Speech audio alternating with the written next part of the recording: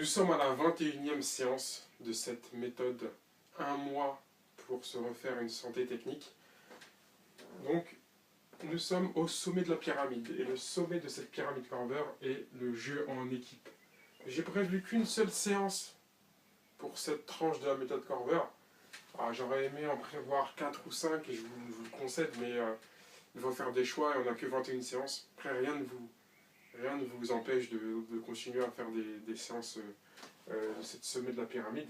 Mais en tout cas, j'ai dû faire des choix et je l'ai dédié uniquement à la 21e séance pour ce sommet de la pyramide. Donc c'est tout simplement le jeu en équipe.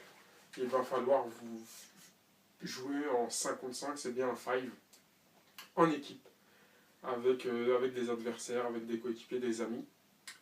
Mais par contre, à la différence de eux, vous allez avoir des obligations, sinon ça serait trop facile. Vous avez quel type d'obligation? Vous avez tout simplement une obligation de réutilisation. Qu'est-ce qu'une obligation de réutilisation? C'est que vous allez être obligé, vous n'allez pas faire ce que vous voulez lors du match. Vous allez être obligé de réutiliser tous les facteurs que vous avez appris lors de cette formation. Que ce soit en termes de contrôle passe, que ce soit en termes de 1 contre 1, que ce soit en termes de finition. Donc du coup, je vais schématiser le terrain en 3. Ça, c'est le terrain, avec les buts.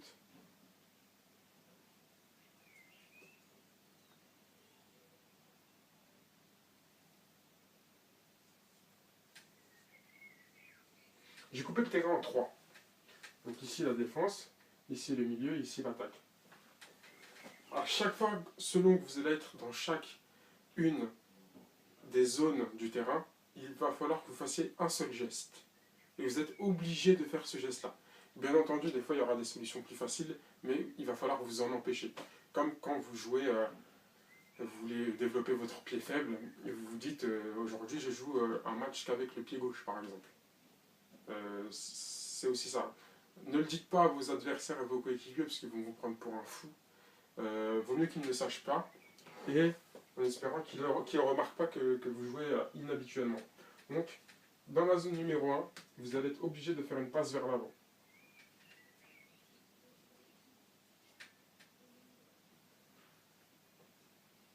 Donc la base de la méthode Carver. Donc, aucun dribble, aucune passe vers l'arrière, rien du tout.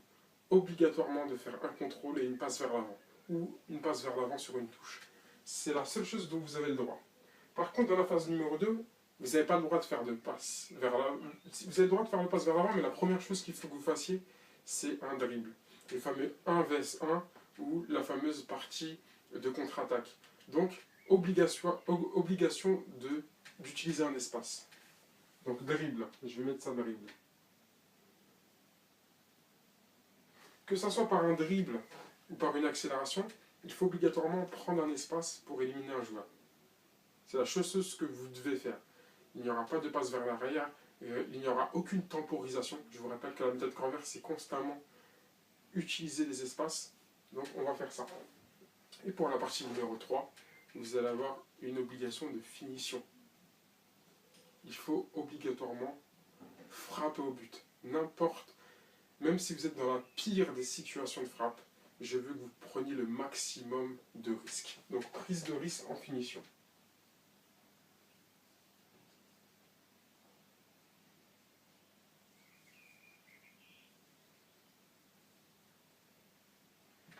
Malheureusement, même s'il y a un adversaire mieux démarqué que vous, ne lui faites pas la passe. Il faut prendre le risque de la frappe, du tir, ou de se mettre dans le sens du but très rapidement et de frapper. Rappelez-vous de l'exercice de la finition.